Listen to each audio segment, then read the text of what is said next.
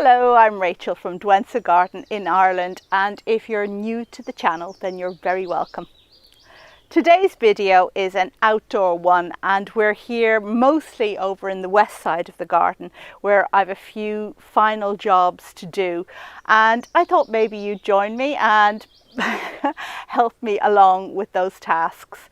First off, what we want to do is to remove the wallflowers, which are situated over there behind me, and these have flowered magnificently all spring and into early summer, but now it's time for them to come out.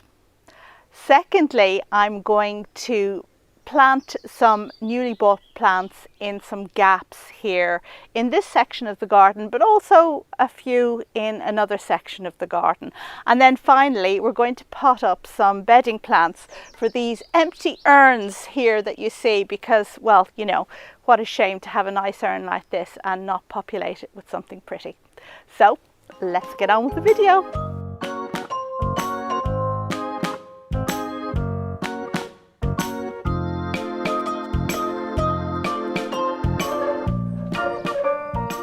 How's that for a squeaky wheelbarrow?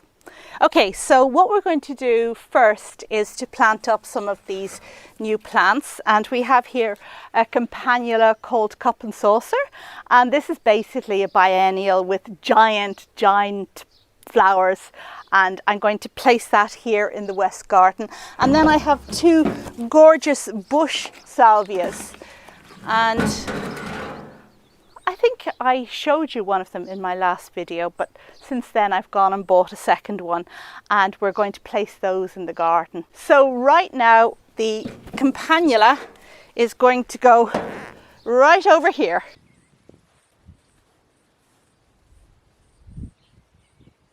Okay, so there's a gap over here which I'm not quite sure how it came about. I guess I lost something that was in there, but it is certainly a gap. We're in May, right in the middle of May now, so if there was something that was going to pop up, it would be up by now. So it's just the perfect spot for this gorgeous cup and saucer campanula. Well, it's certainly a bit tricky to get in here, and with so much other growth I need to be really careful not to damage anything, but I think I can manage.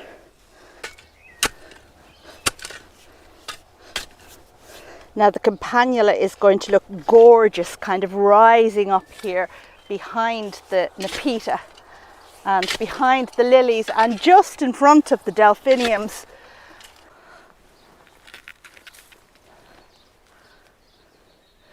Now I bought this lovely plant at a plant fair I went to recently. It came from Kilmurray Nurseries, which I've talked about many times before.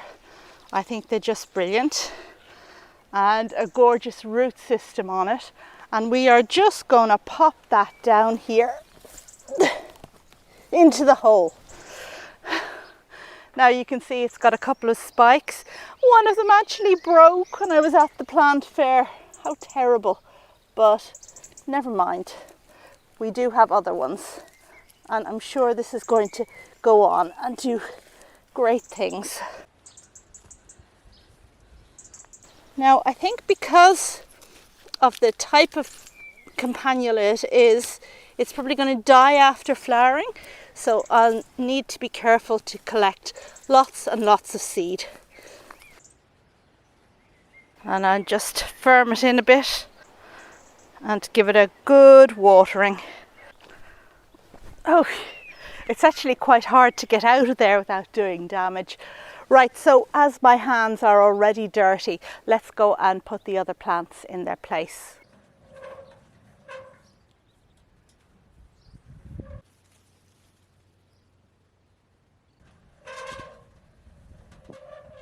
Okay, so here I am, and this is the long border, and well, I've been doing a bit of work here.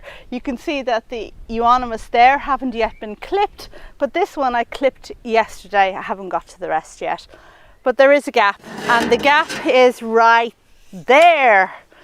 And I had a beautiful achillea with silver foliage right in there up until last winter, which was particularly hard, and the result is that the achillea has died, so it's time to replace it with something else, hence the salvias. Well, I gave it a chance to come back and it has decided it really is dead, so now is the moment to dig it out.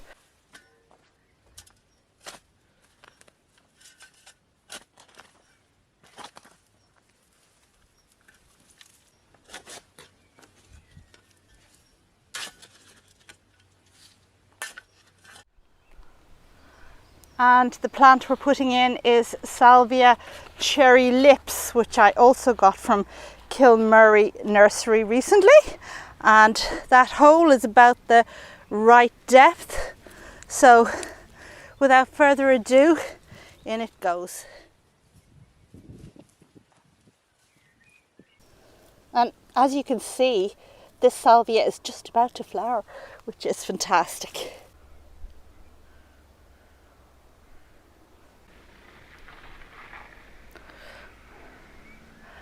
And very close to it, just over here, you'll see there's another blank space at the back of the long border, and I'm going to put a second salvia just here.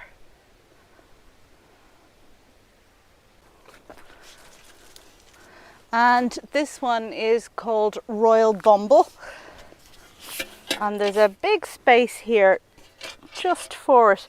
In fact, there's a space for several plants here. We will start off by just getting rid of a Tetrapanix runner. Yes, they run, but I'm very happy to have them in my garden, and just a little bit of weeding while I'm in the neighbourhood. But I'm going to put the salvia just here, I think.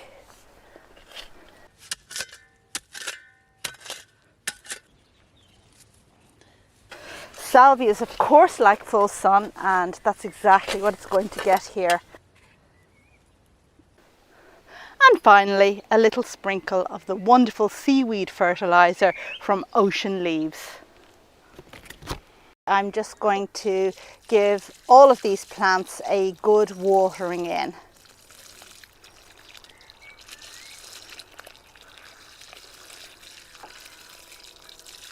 Okay, so next thing to do is to head back over to the west garden because I need to take out those wallflowers.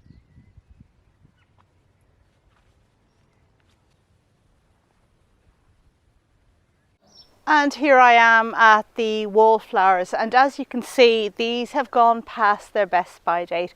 They're looking a little bit shabby now, and the most important thing is if you leave them in place, kind of trim them back a bit, then next year they will flower, but it won't be as magnificent as the first year because they're not perennial wallflowers, they're biennial wallflowers. But the main reason I want to get them out of there now is that they're crowding out the perennials, the permanent perennials that I put in there, and blocking light, etc. from them. So I think if I remove the wallflowers, then those plants will get a better opportunity to thrive. So I guess without further ado, I'm just going to try and pull these things out, and I wonder how hard or how easy it's going to be. Well, that's a good start. As you can see, they hadn't rooted terribly deeply, which isn't surprising since they only went in last autumn. Okay, lots to do.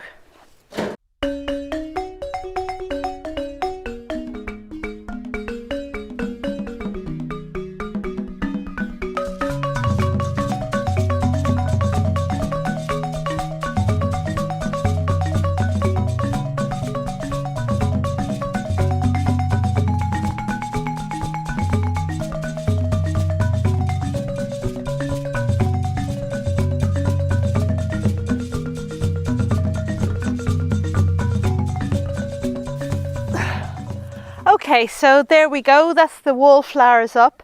Now the border does look a bit blank there at the moment, but the perennials will get going soon. The other thing I wanted to do for this section of the garden was to pot up the bedding for the urns. So that'll take place in the greenhouse. So let's go and do that now.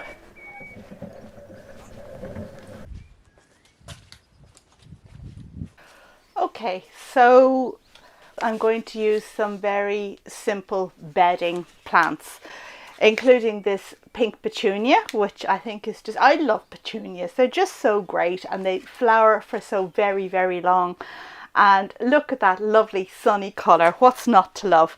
And then just to shake it up a bit, we have some trailing lobelias, these blue ones here. So let's put them in these pots. Now the pots I'm using today are 5-litre pots, which I've measured, and I know that they fit well in the urns that I'm going to use. And I've already put some potting mix here in this trug. So there's 10 litres in here, which is the amount needed for the job. And I have a fertilizer here, which I am using for the first time. Now this is called, well, it's made with seaweed and it's from a company called Ocean Leaves, which is just perfect because of course seaweed is ocean leaves. And the benefits of seaweed has long been known. This is an Irish product and it has been collected from the shorelines here in Ireland. So this is dried seaweed, and I actually know some gardeners who collect seaweed and use it on their gardens. So the dried one is going to be really effective. Now 3 scoops is what's needed for 10 litres. And this really does smell of, I suppose, you know, when you put seaweed into cooking, you are familiar with this smell, but yeah, it's good stuff. And the colour is even green, which is very authentic. So I'm just going to give that a good mix. Ocean Leaves have informed me that the seaweed can really be helpful in terms of helping the plant's roots hold on to moisture. So that's exactly what you want in a hanging basket, as well as fertilization. And I'll link to the website of Ocean Leaves in the details of this video. So I'm going to start by just placing a bit of the compost mix at the base of my pot, and then taking the beautiful petunias and popping a few of them out of their cells. Now I'm wondering how many I'm going to get in each of these pots. 3 maybe if I'm lucky. And there we go. And that's what you hope for in bedding plants, a nice healthy root system like that. So that's 1, 2, and 3.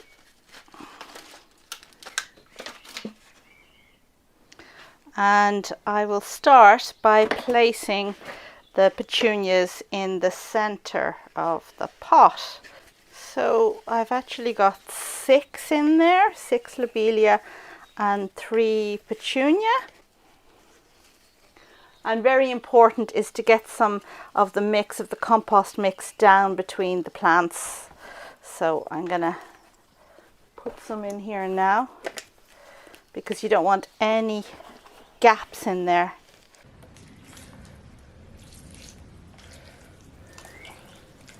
Gosh, it smells like a summer vacation in here with the seaweed reminding me of the ocean.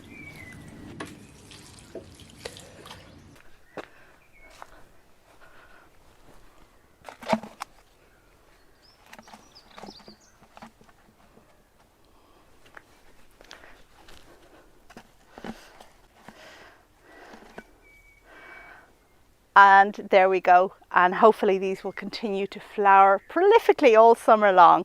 They have fertilizer in there and I'll just keep deadheading. Thank you for watching this video, which has been kind of a mixed bag, but I hope you've enjoyed it, especially you who are out there in the garden every day just like me. And you know, we all do lots of things every day, and I just wanted to portray that a bit in the video. I want to let you know two important things. And one is that on Thursday you can expect the very last of my 3-minute videos. So as you'll recall, up until now I've been publishing videos twice a week, on a Thursday and on a Sunday, this one being on the Sunday, the longer one being on the Sunday, but the small short 3-minute ones are going to cease on the Thursday from next Thursday. That'll be the last.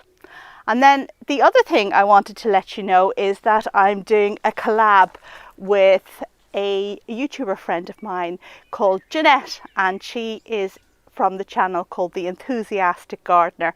And if there's one thing I really do love about Jeanette, it's her enthusiasm. I mean, who can engage people for a lengthy video on painting a fence? And the answer is only Jeanette could. I couldn't make a video like that and get so many views, and yet Jeanette has just such a talent for making things interesting and things that you want to watch. So next week, instead of on Sunday, on the Monday you can expect the collab video from myself and Jeanette. So this is the Monday after the Sunday. Are you with me? Anyway, you'll see. And I think you're really going to enjoy that video, because it's all about different leaves in the garden, different coloured leaves, and the ones that we really cherish in our own different spaces. Thank you for watching. Thank you for contributing to the channel, and I will see you on the next video. Bye.